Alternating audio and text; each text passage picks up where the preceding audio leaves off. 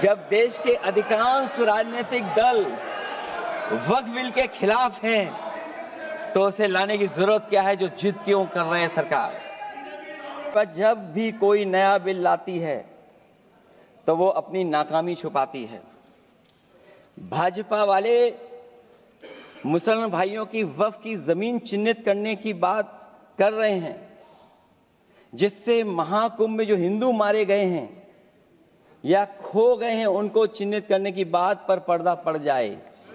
मैं कह देता हूं अभी 25 साल तक आप अध्यक्ष हो जाओ, नहीं बदल सकता। सदस्य श्री अखिलेश यादव जी।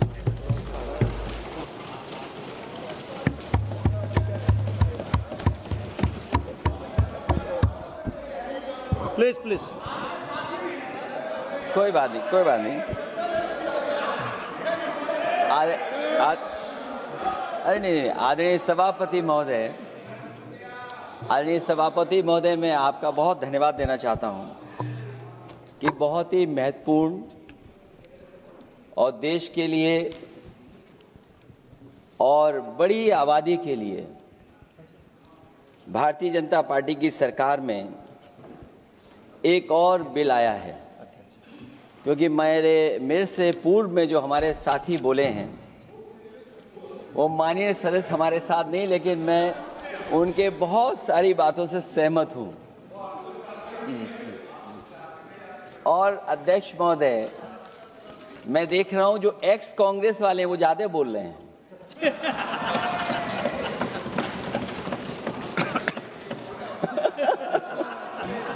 आदरणीय अध्यक्ष महोदय,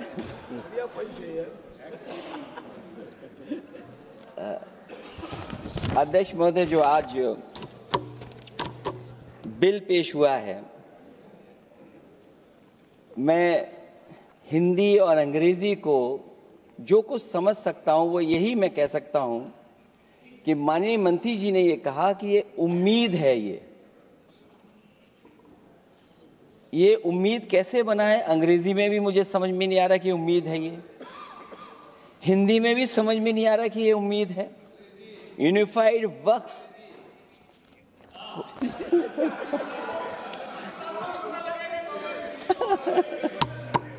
अध्यक्ष महोदय, यूनिफाइड वक्फ मैनेजमेंट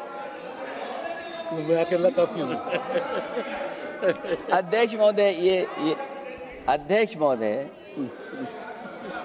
मैं समझ सकता हूं कि मैं वो बात छेड़ना नहीं चाहता था, लेकिन क्या करूं, मजबूरी है अब। अध्यक्ष महोदय, अभी माननीय सदस्य लोग ये कह रहे हैं कि हमारे सदस्य नहीं है यहां पर जो हमारे साथी हैं, लेकिन अध्यक्ष महोदय मैं ये कहना चाहता हूं, ये जो बिल लाया जा रहा है, भारतीय जनता पार्टी में एक मुकाबला चल रहा है। भारतीय जनता पार्टी के अंदर मुकाबला चल रहा है कि खराब हिंदू कौन बड़ा है। और ये बात अध्यक्ष महोदय मैं ऐसे ही नहीं कह रहा हूं। जो पार्टी ये कहती हो कि दुनिया की सबसे बड़ी पार्टी है, अध्यक्ष महोदय वो अपना राष्ट्रीय अध्यक्ष नहीं चुन पाए अभी तक।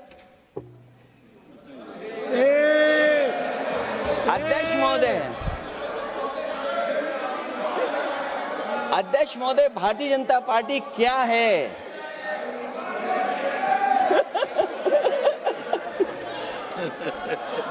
जी, मैं अखिलेश जी ने बहुत हंसते हंसते कहा है, इसको हंसते हंसते जवाब देना। इस सामने जितनी पार्टियां हैं उनका राष्ट्रीय अध्यक्ष उन 5 लोगों को ही चुनना है परिवार के। हमें माननीय अध्यक्ष जी करोड़ों सदस्यों में से 12-13 करोड़ सदस्य प्रक्रिया कर चुनना है तो देर लगती है, आपके यहां जरा भी देर नहीं लगेगी। मैं कह देता हूं अभी 25 साल तक आप अध्यक्ष हो जाओ, नहीं बदल सकता। अध्यक्ष महोदय, क्योंकि जो बात निकल के आई है वो मैं फिर आगे बढ़ा दूं। अध्यक्ष महोदय, जो बात सोशल मीडिया या और जगह गुपचुप हो रही है, कहीं ऐसा तो नहीं था कि अभी कुछ दिन पहले यात्रा जो हुई है वो कहीं 75 वर्ष की एक्सटेंशन वाली यात्रा तो नहीं थी। अध्यक्ष महोदय, ये जो इस बार जो वक्फ बिल आया है, नाकामी का पर्दा इस बार है वक्फ बिल। और नाकामी कोई एक आध नहीं है, मैं कई नाकामियां बता सकता हूं। अभी मैं माननीय सदस्यों को सुन रहा था, वो पुराने कई बिल उनके बारे में चर्चा कर रहे थे कि कितने प्रोग्रेसिव बिल लेकर के आए हैं। मुझे याद है मैं उत्तर प्रदेश में उस समय था और मुझे लगा कि शायद इनकी वो बात ठीक होगी। एक ये बहुत तैयारी के साथ फैसला लेकर के आए थे और फैसला ये लिया था आधी रात के आज के बाद नोट नहीं चलेंगे, नोट बंद हो जाएंगे। अध्यक्ष महोदय, उस नोटबंदी नाकामी के बारे में भी तो चर्चा हो जाए कि अभी भी न जाने कितनी जगह पर कितना रुपया निकला जा रहा है, कितना निकल करके आ रहा है। केवल नाकामी नोटबंदी की नहीं, नाकामी बेरोजगारी की भी है, नाकामी महंगाई की भी है, नाकामी किसान की आय दोगुनी नहीं कर पाए वो भी इनकी नाकामी है। मुझे याद है एक माननीय मंत्री जी पूरे देश की नदियों के बारे में बीओडी बता रहे थे, लेकिन माननीय मंत्री जी ये भूल गए कि उनके शहर में, उनके क्षेत्र की जो नदी है उसकी बीओडी क्या है। गंगा क्या साफ हो गई, यमुना क्या साफ हो गई, स्मार्ट सिटी क्या बन गई, क्या गोद लिए हुए गांव इन्होंने गोद से उतार दिए, उनकी क्या दुर्दशा है। इसलिए मैं कहना चाहता हूं, ये नाकामी का पर्दा इस बार वक्फ बिल बना है। और सबसे बड़ी बात तो यह है कि जिसके लिए फैसला होना है उसकी बात को अहमियत न देना भी नाइंसाफी है। अध्यक्ष महोदय, नाकामी केवल यहां तक नहीं है। और भारतीय जनता पार्टी क्या है, मैं केवल एक पुरानी घटना याद करता हूं। एक बार फैजाबाद अयोध्या में एक कार्यक्रम था, उसमें बड़ी तैयारी की गई थी और तैयारी के साथ कलाकार मुंबई से बुलाए गए थे। हो सकता है वो सहमति दिल्ली से ना रही हो, केवल लखनऊ की सहमति से हो रहा हो कार्यक्रम। और जब कार्यक्रम की पूरी तैयारी हो गई, भगवान श्री राम बनकर के कोई आ गया, लक्ष्मण बनकर के कोई आ गया, मां सीता भी बनकर के कोई आ गया, हनुमान जी और भगवान हनुमान भी बनकर के कोई आ गया। लेकिन जब लखनऊ से वो हेलीकॉप्टर उड़ा और अयोध्या पहुंचा तो सब लोग थे, लेकिन उसमें हनुमान नहीं थे। अध्यक्ष महोदय, मैं भारतीय जनता पार्टी के लोगों से कहूंगा कि जानकारी करिए कि आखिरकार भगवान श्री राम थे, लक्ष्मण थे, सीता थी, लेकिन हनुमान क्यों नहीं थे। हनुमान इसलिए नहीं थे, शायद उनकी जात या धर्म कुछ और था। अध्यक्ष महोदय, ये देश मिली जुली संस्कृति से चला है। कुछ हमने सीखा, कुछ उन्होंने सिखाया। और जो लोग ये कहते हैं कि हम सबको बराबरी का हक देते हैं, अभी कुछ दिन पहले ईद निकली है। अध्यक्ष महोदय, वो परंपरा रही है, न केवल मैं जाता हूं बल्कि कोई दल का नेता ऐसा नहीं न जाता हो उस कार्यक्रम में शामिल होने। भारतीय जनता पार्टी के जो मुख्यमंत्री, उप मुख्यमंत्री, वो भी जाते हैं, उप मुख्यमंत्री, सभी धर्मों के नेता आते हैं। लेकिन पता नहीं इस बार क्या साजिश थी, षड्यंत्र था कि वहां पर कुछ पाबंदी लगी हुई थी।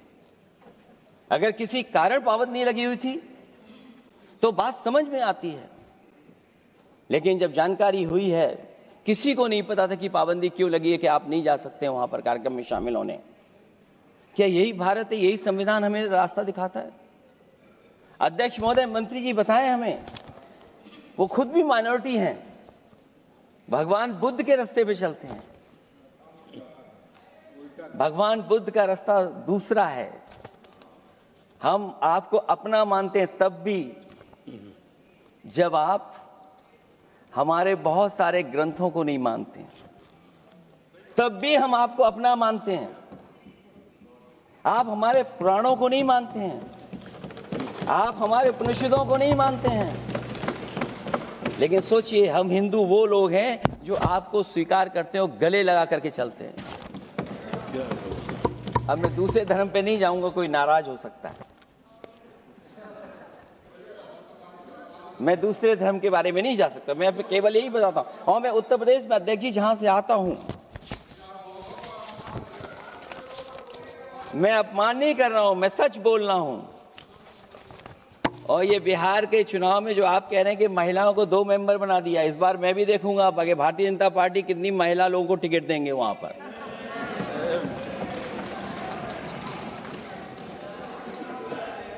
अध्यक्ष महोदय, भाजपा जब भी कोई नया बिल लाती है तो वो अपनी नाकामी छुपाती है। भाजपा वाले मुसलमान भाइयों की वक्फ की जमीन चिन्हित करने की बात कर रहे हैं, जिससे महाकुंभ में जो हिंदू मारे गए हैं या खो गए हैं उनको चिन्हित करने की बात पर पर्दा पड़ जाए। अध्यक्ष महोदय, मुझे खुशी इस बात की कि हमारा धर्म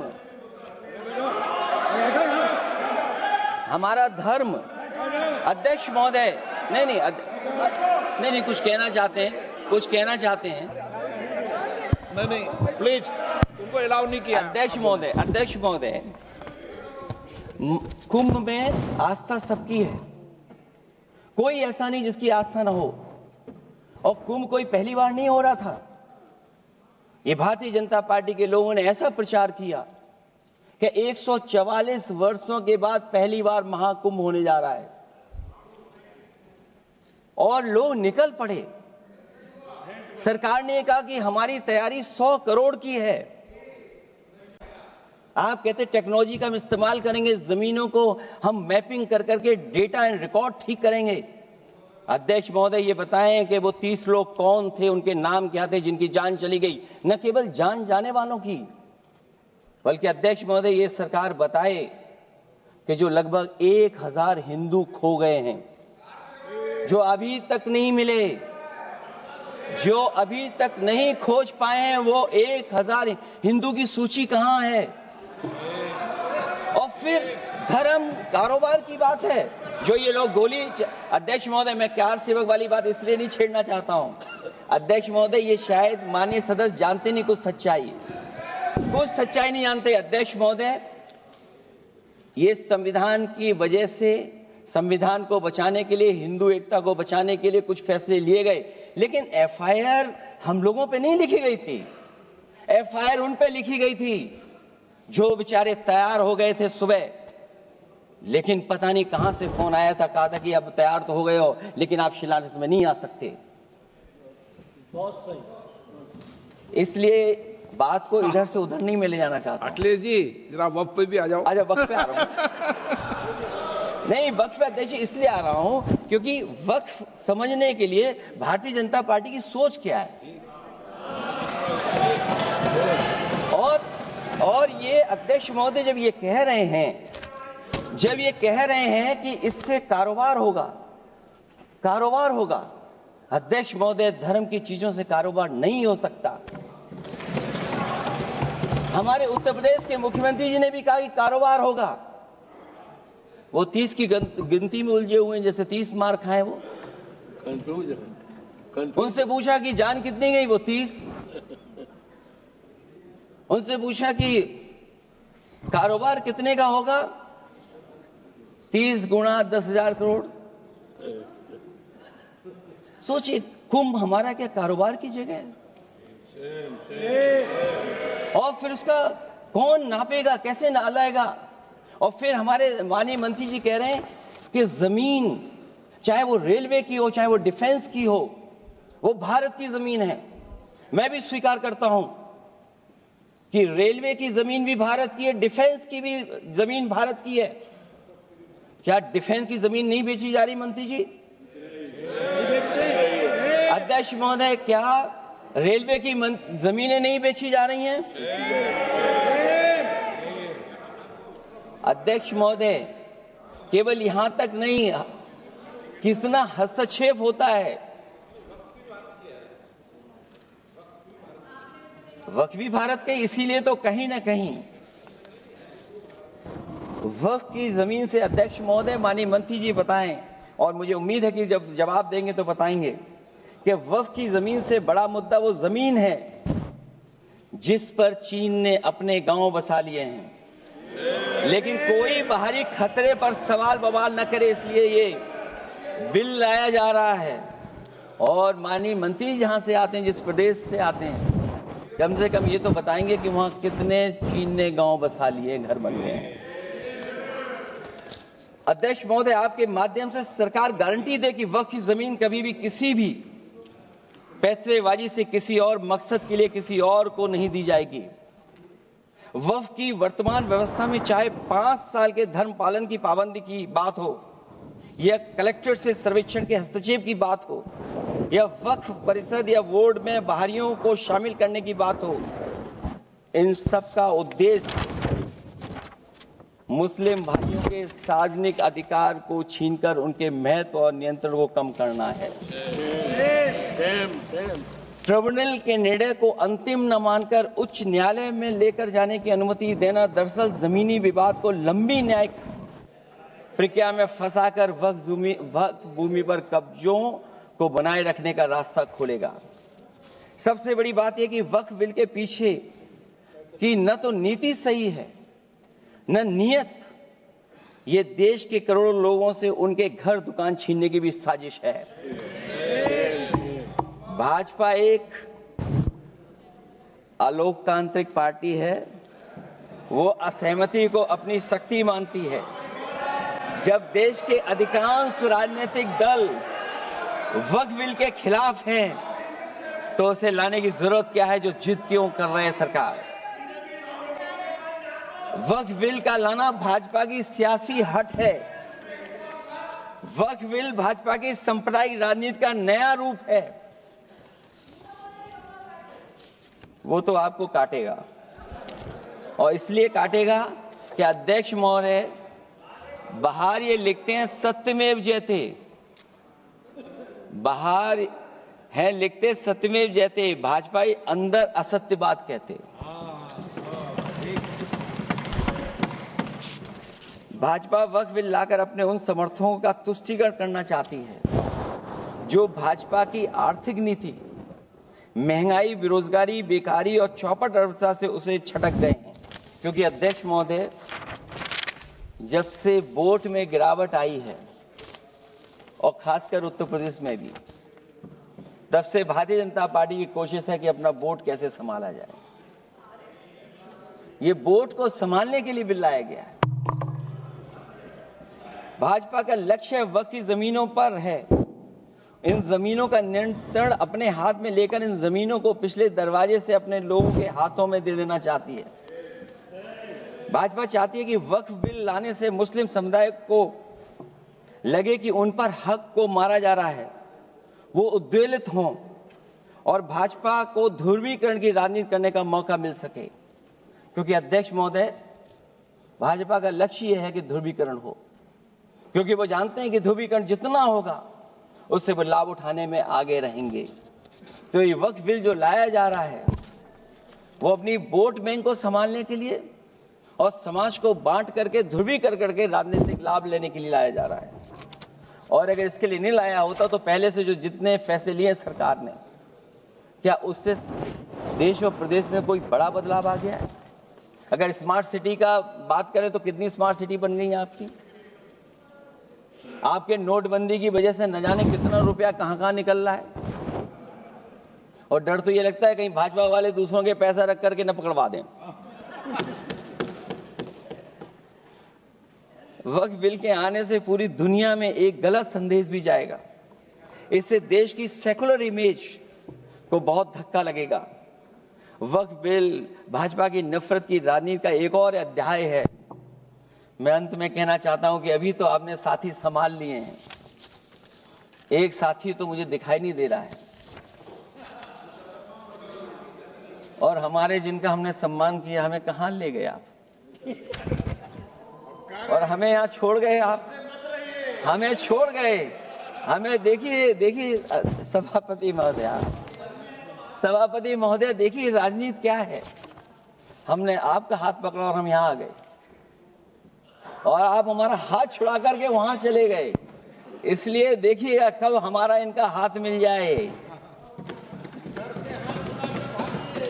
और मैं अध्यक्ष सभापति महोदय ये कहना चाहता हूं कि वक्फ बिल भाजपा के लिए वाटर लू साबित होगा, क्योंकि ऊपर से तो हाँ हाँ कह रहे हैं, लेकिन अंदर ही अंदर बहुत सारे साथी सहमत नहीं है।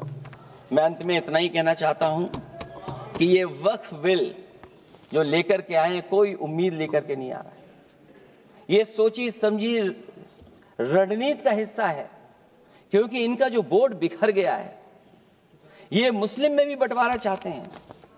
मुस्लिम इस्लाम धर्म में कहीं बंटवारा नजर नहीं आता है, लेकिन इनकी कोशिश है कि इस बिल के माध्यम से हम मुस्लिम भाईचारा में भी बंटवारा करते हैं। बंटवारा तो पीडीए करेगा। अभी देखिएगा सभापति महोदय, हमारे एक सदस्य कह रहे थे कि चुनाव बहुत अच्छा होता है। इनसे बेहतर किसने चुनाव देखा होगा? चलिए धन्यवाद। वोट ही नहीं डालने दिया। चलिए सभापति महोदय, मैं धन्यवाद देता हूं। मैं और अपने दल और साथियों के साथ कहता हूं कि समाजवादी पार्टी जिनका विरोध करती है, वोट पड़ेगा तो हम इसके खिलाफ वोट डालने जा रहे हैं। माननीय सदस्य श्री